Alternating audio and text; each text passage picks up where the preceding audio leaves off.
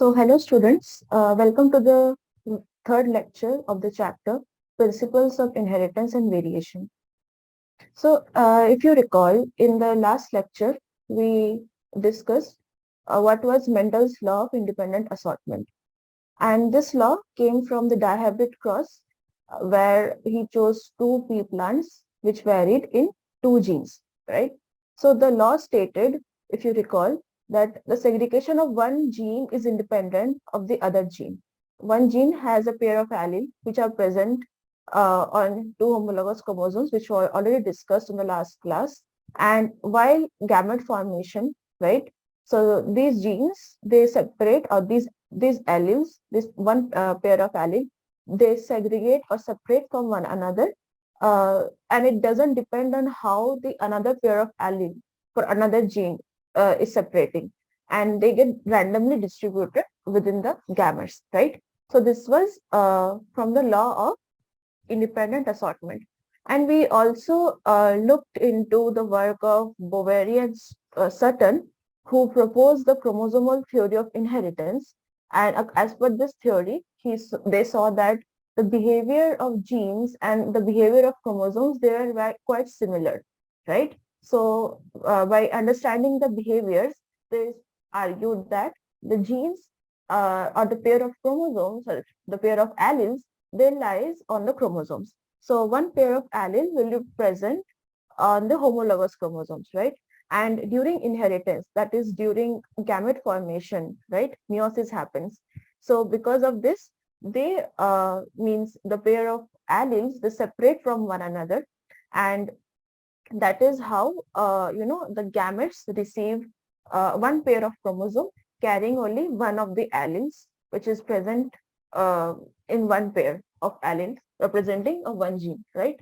So this was the Mendel's laws of independent assortment and the chromosomal theory of inheritance. Now in this lecture, we will look into an exception to this law, okay?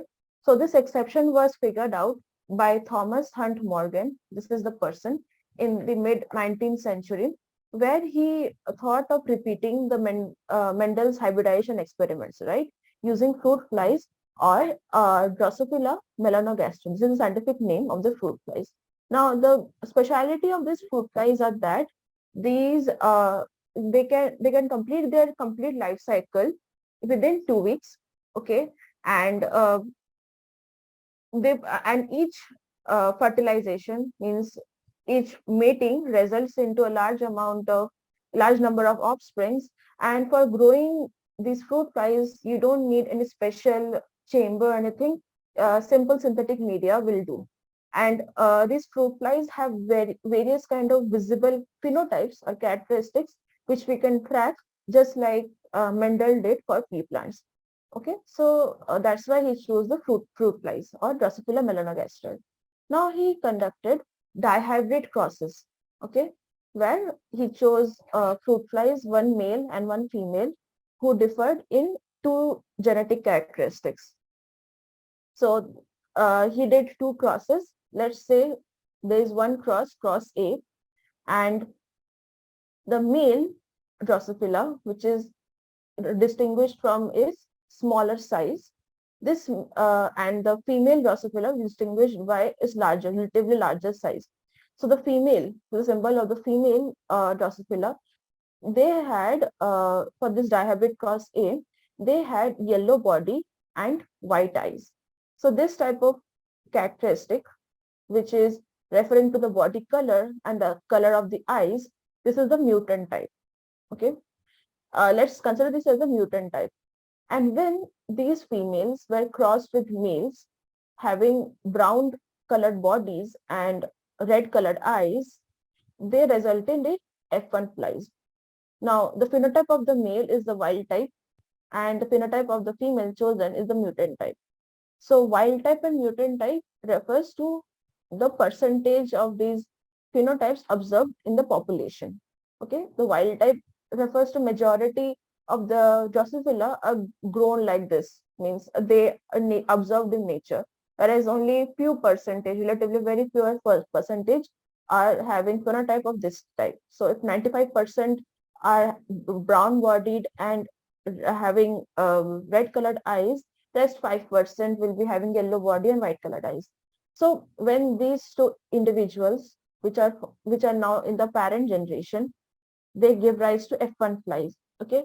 And when two individuals from the F1 generation they were crossed, they give rise to F2 flies. But the phenotypic ratio that he observed in F2 flies was not 9:3:3:1, which was observed by Mendel, right, in his dihybrid cross.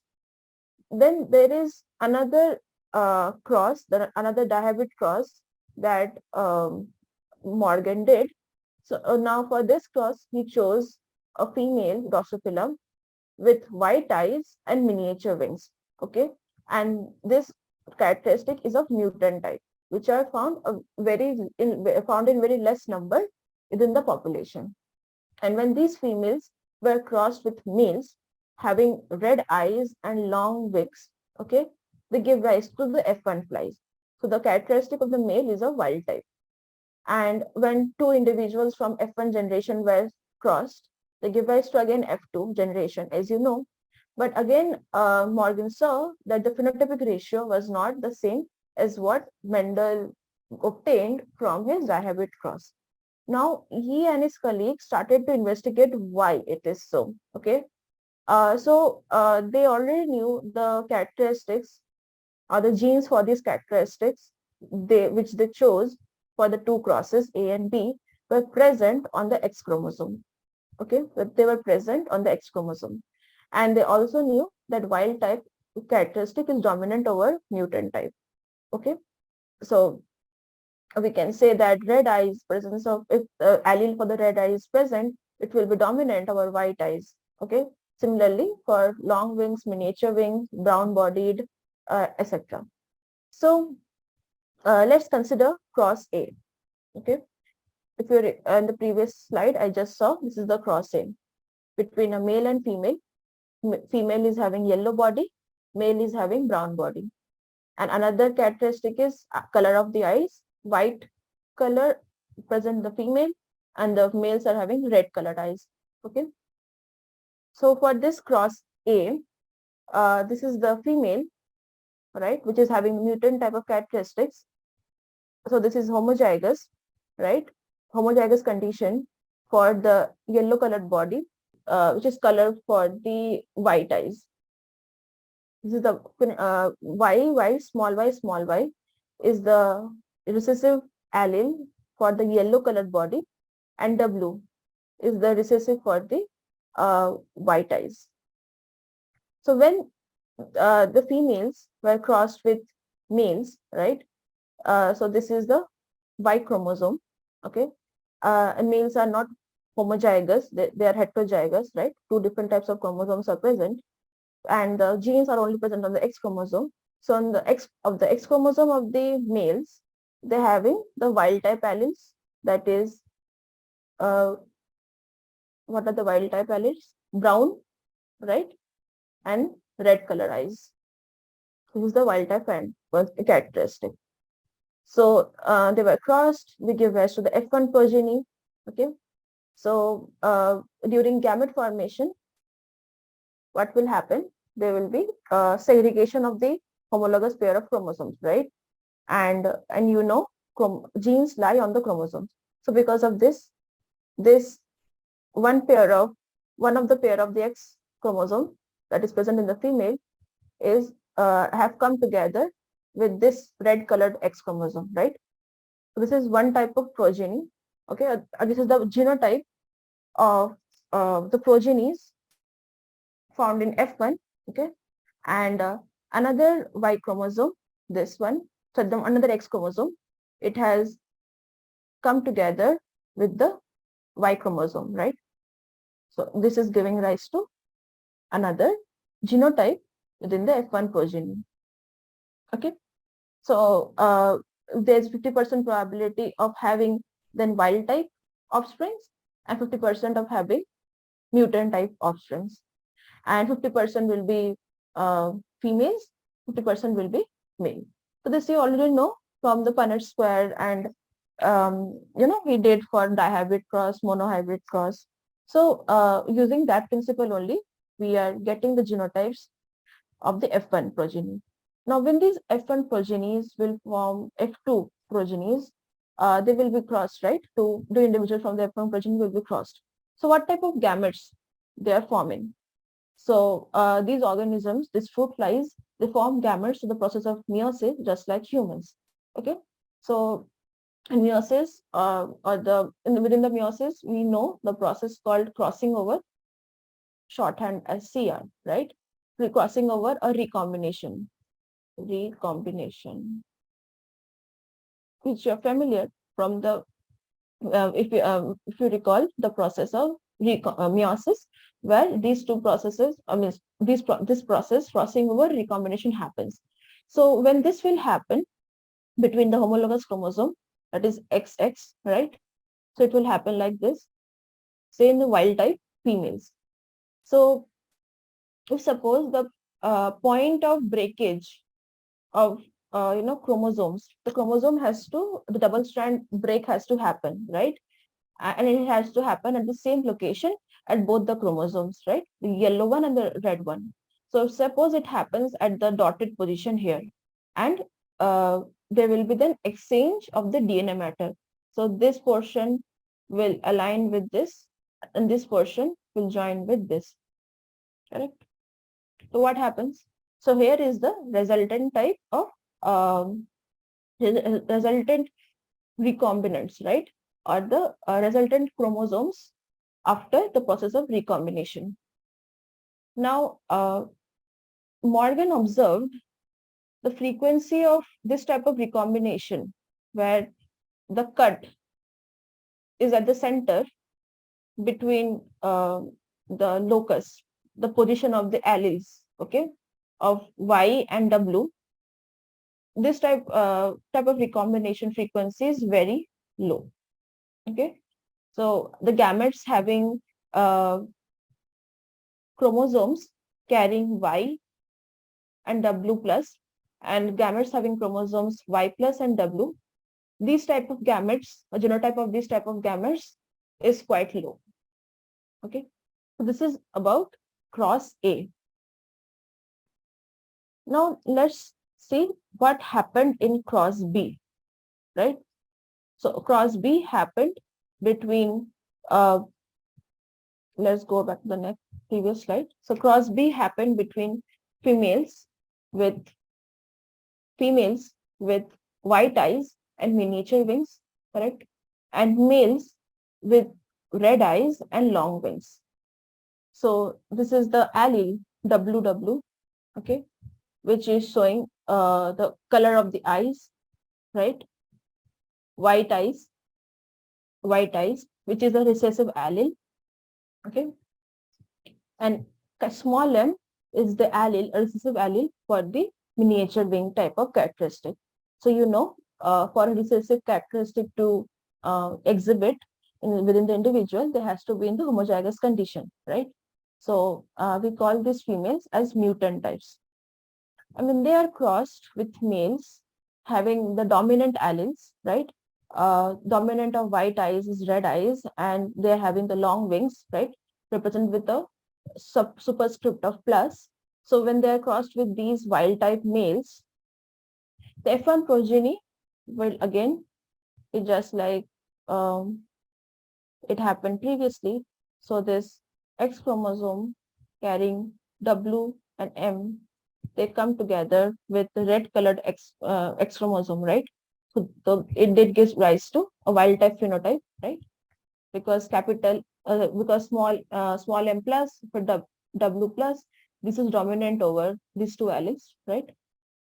So till now we were using the nomenclature of capital, right? Capital M for dominant and small m for recessive. We were using this type of notation. Now in Morgan's cross, instead of using capital letter, they used a subscript of plus. That is the only thing. But this notation means exactly the same thing, right? Dominant and recessive alleles. So offsprings, the female offsprings carrying dominant alleles they will give rise to the wild type phenotype, whereas the male offsprings, right, you can see this is the combination that will happen. So this yellow colored X chromosome combined with the Y chromosome, so it gave rise to the Y mutant type of phenotype in the males. 50% of the offspring will be females having this wild type phenotype, rest 50% will be having this mutant type of characteristics.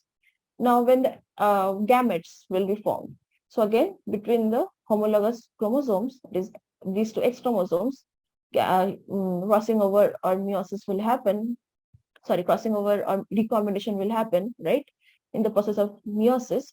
And let's say recombination happens at this point, okay, where there is double DNA strand break, okay, at these locations. And these two locations are just mirrored, right? Exactly at the same points on both of the homologous chromosomes. So what will happen? The result will be this section, yellow section will combine with the red section, and this red section will combine with the yellow section. So like this, recombination will happen. This is the result. Okay, you can see how it had combined, right? This W has come together with M plus, and this W plus has come together with M. So when these two homologous chromosomes, now they will separate, right? They will segregate as what happens during gamete formation, so that haploid gametes are formed. So each of the gamete will have one pair of this, another chromosome containing genes of this type. So the observation was that, like Morgan observed that gametes, there was a higher number of gametes which are having this type of genotype. Or they said that the frequency or the chances of this type of recombination to happen is higher, okay, in comparison to what was seen in cross A. So why few types of recombinations were favored over the other few types? Or another question can be, why we see gametes with this type of genotype, okay, which are more in number, but fewer gametes were having this type of genotype. Okay. So if you notice the distance between the locus, the position of these alleles. Here, let's represent the distance as small d. And in this cross B example, the distance between the locus or the position of the alleles, let's say as d prime. We can clearly distinguish, or we can clearly say that d prime, the distance between these two alleles is greater than d. So does this distance might be the reason why some recombinations are having greater chance of happening than the other? Is this distance is the distinguishing factor? What do you guys think? So let's see what were the genotypes of the F2 generation. So this is the image taken from the NCERT book. They saw that the offsprings in the F2 generation, they were having the genotypes of their parents.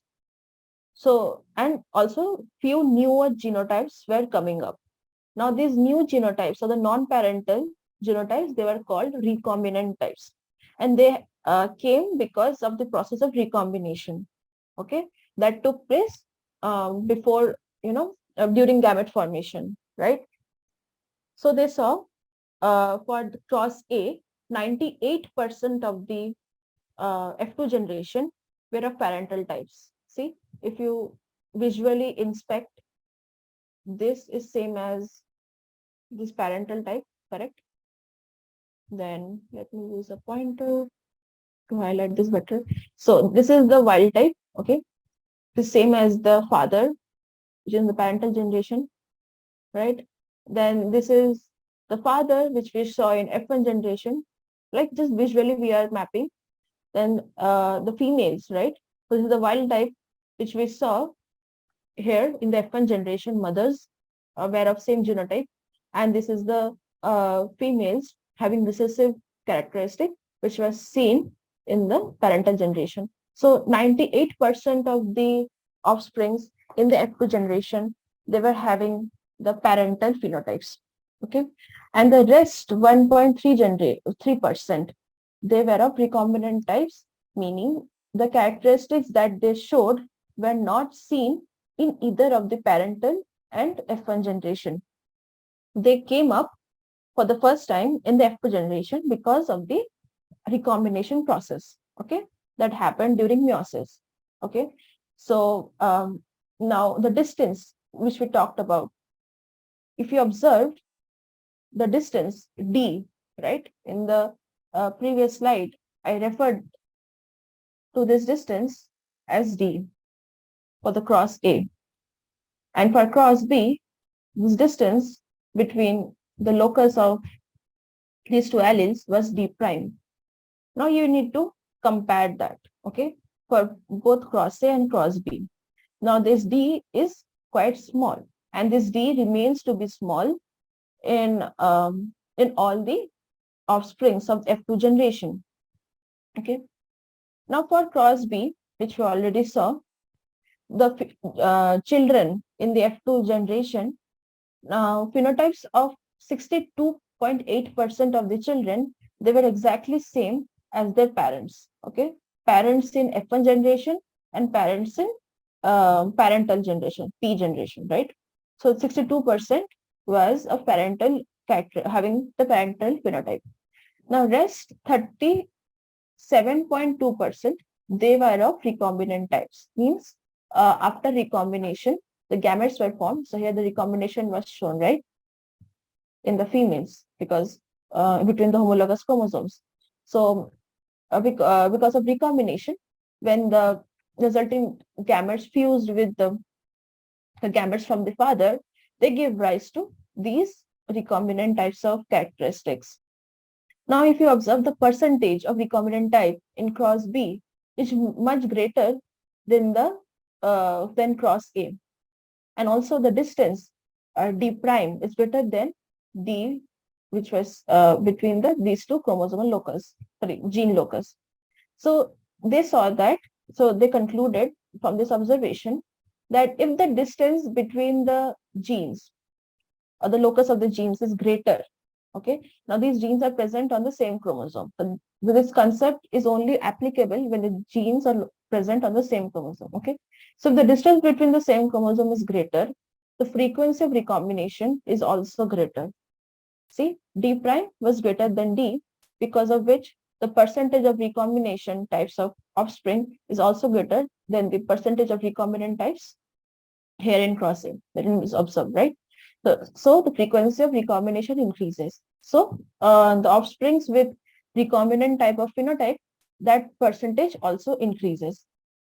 So this was the corollary that they obtained, okay, from this dihybrid experiment. So now they saw that there were few type of genes that are called link genes. These are basically a pair of a gene which are positioned very close to one another. Okay, like the genes for yellow body, right, and eyes, the body color and the eye color.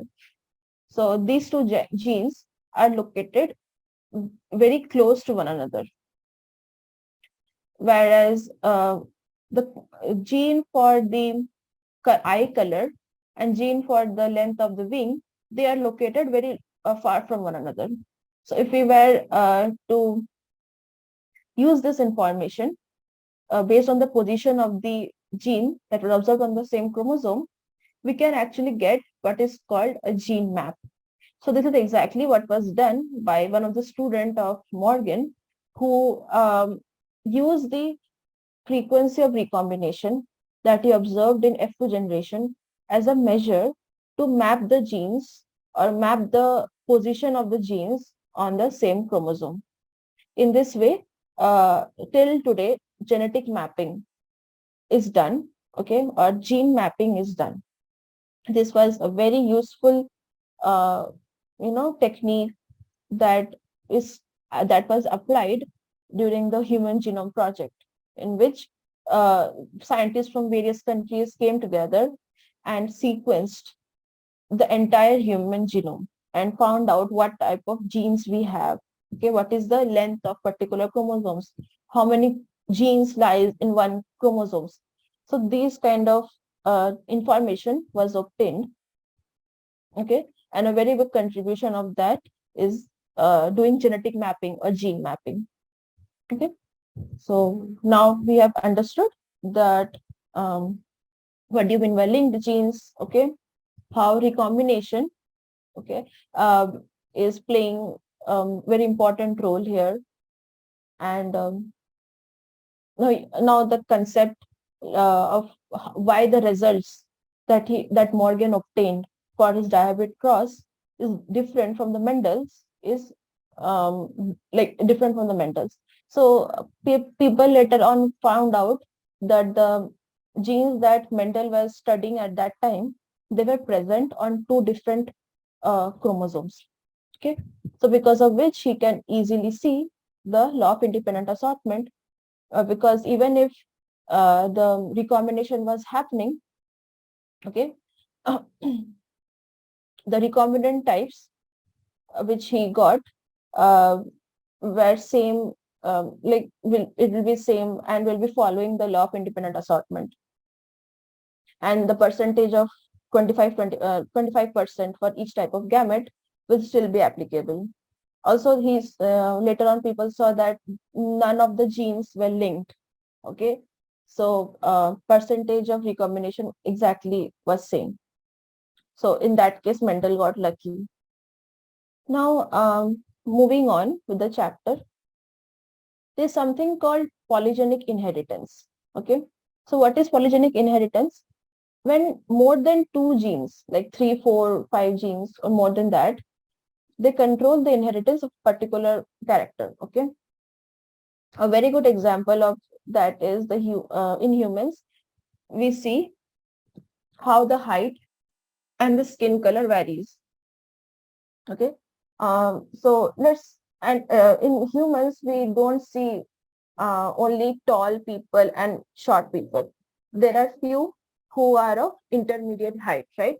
So people saw that the genes that control the height of an individual, height of a human, there are more than two genes. Okay, so 4, 5 genes come together, and they express, the degree of expression varies. Okay, and give rise to heights of various range. Okay, we can actually draw a bell-shaped curve and see how the height is varying, say within a class, okay, of students.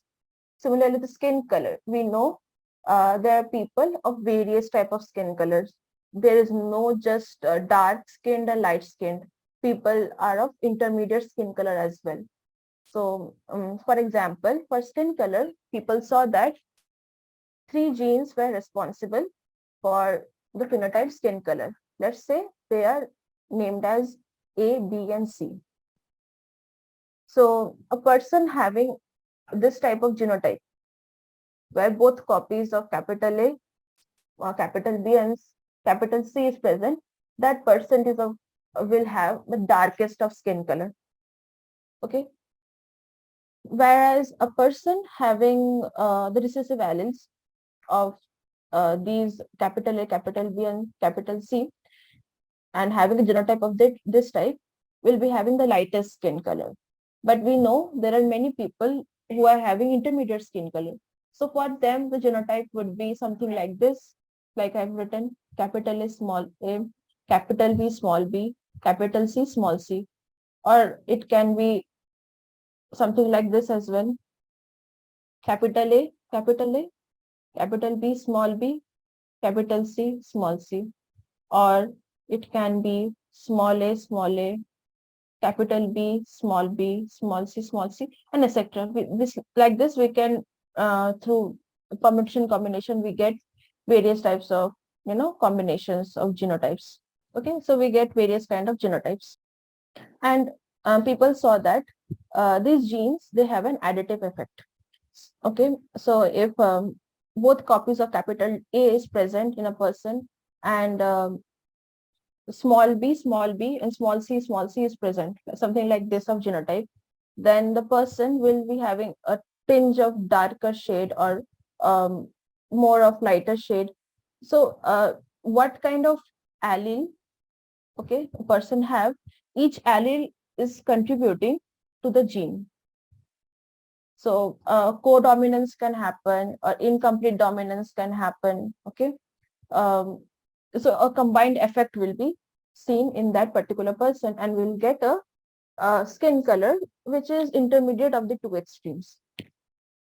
So this is all about polygenic inheritance, where more than two genes, like 3, 4, 5 various genes, they come together and they all express and control a particular character. Now, another subtopic of this chapter is called paleotropy. So what is this phenomenon? So in paleotropy, what happens? A single gene can exhibit multiple types of phenotype.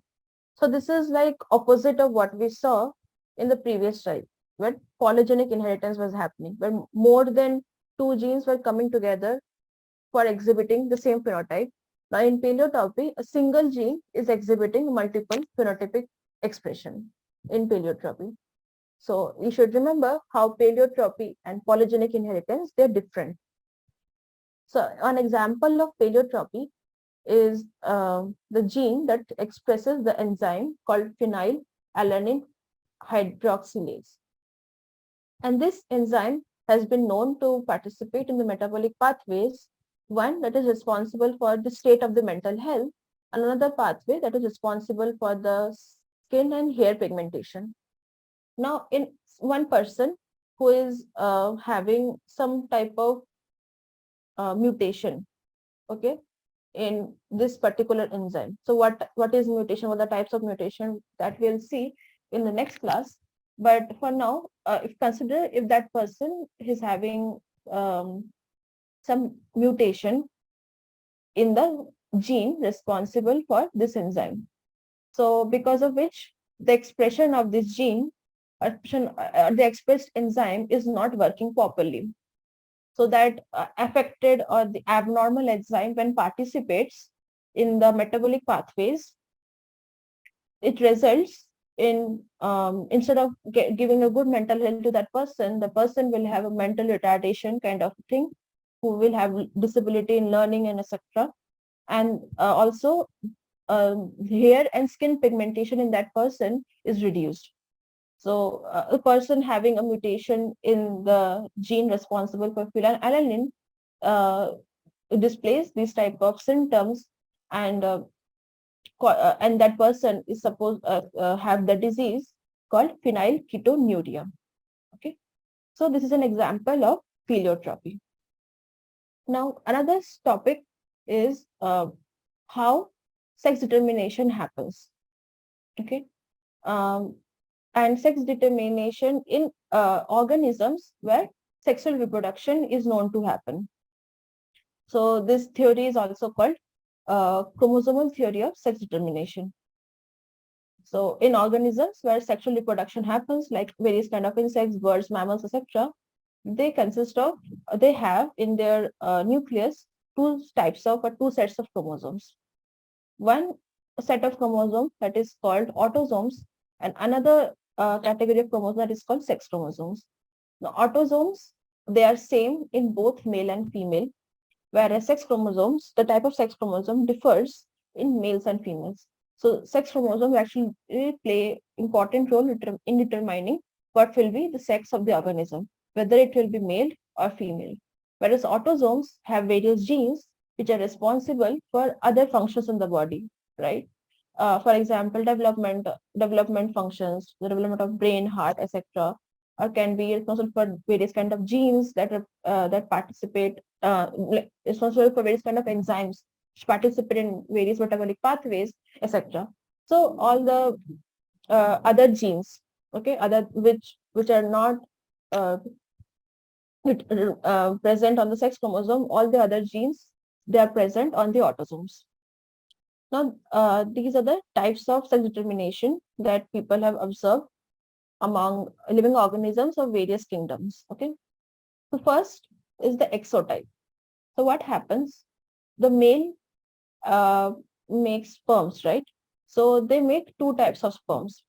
One sperm is having X chromosome, and another sperm is not having any sex chromosome at all. Okay, whereas female they produce eggs which are having only one type of sex chromosome, that is X.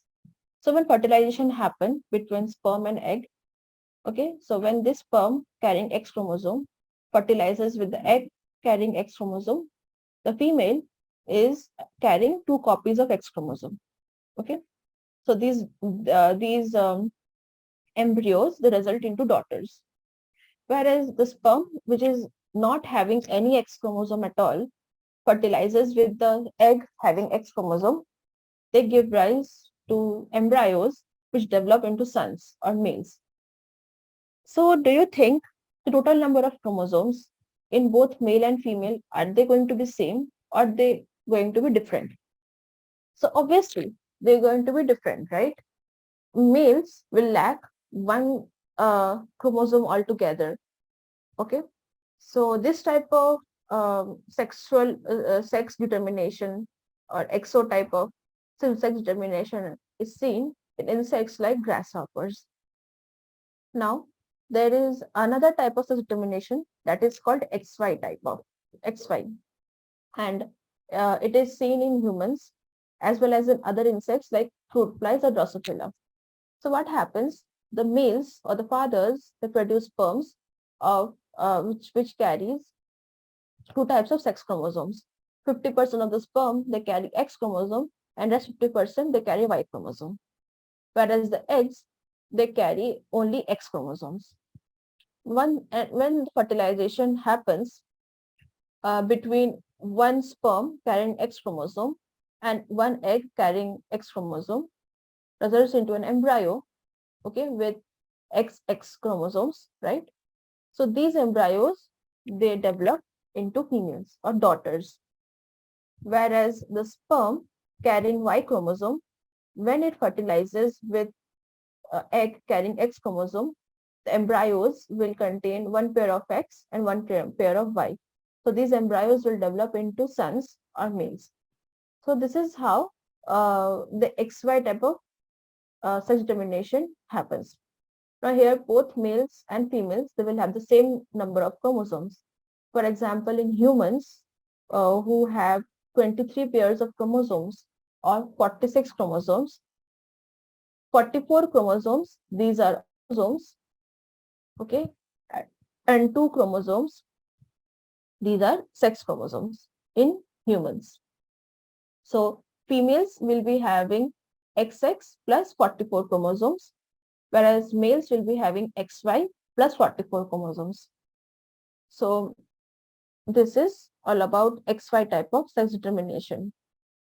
Now, another type of sex determination that is seen in nature is of Z and W type, okay?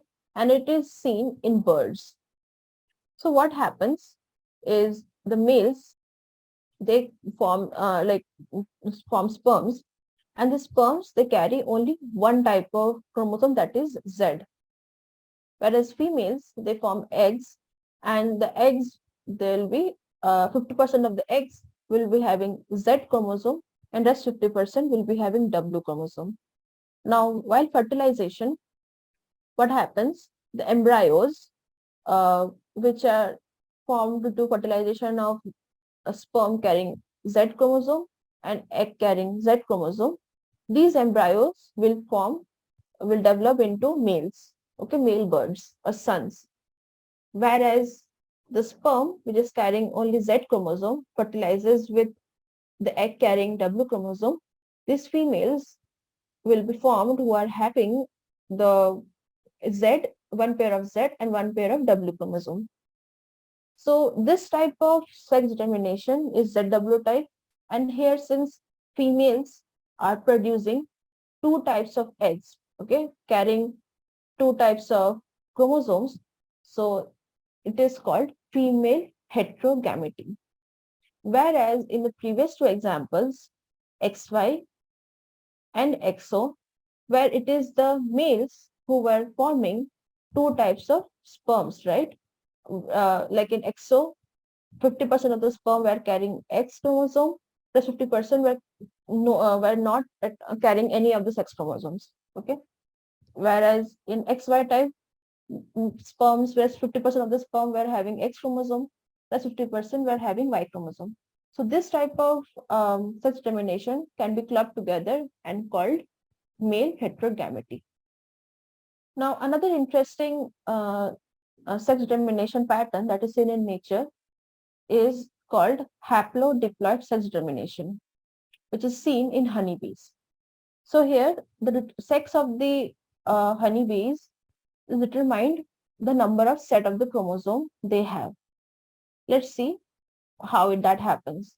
So the mother or the female have 32 chromosomes or 16 pair of chromosomes, and they form eggs by meiosis, such that the eggs will have only 16 chromosomes only. Okay, half ho jayega, 30 to 16. Whereas the males, they have total of 16 chromosomes. Okay, so they are haploids.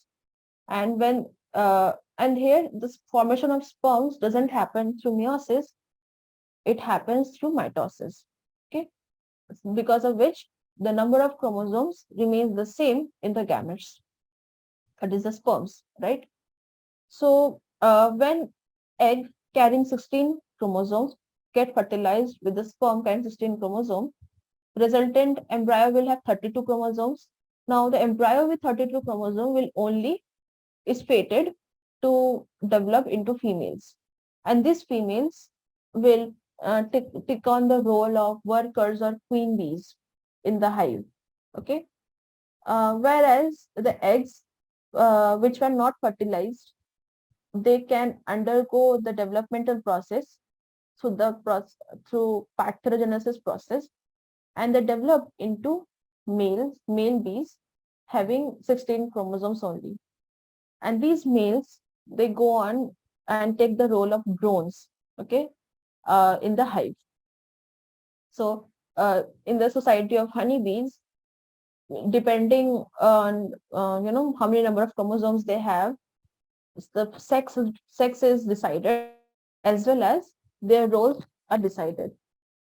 So if you see that the males, they will always have a mother, right? There will be no father for the males. Whereas the males, they will have grandsons, right? But and also they will become grandfathers. But females, they will have both mother and father. So that's it for today's class. The next class, we'll be looking into the theory of, like, what are the types of mutations are there, okay, and how in humans diseases are tracked through generation through pedigree analysis, okay, and due to the abnormal structure of the chromosomes, certain disorders come into population, so we will study those as well. Thank you.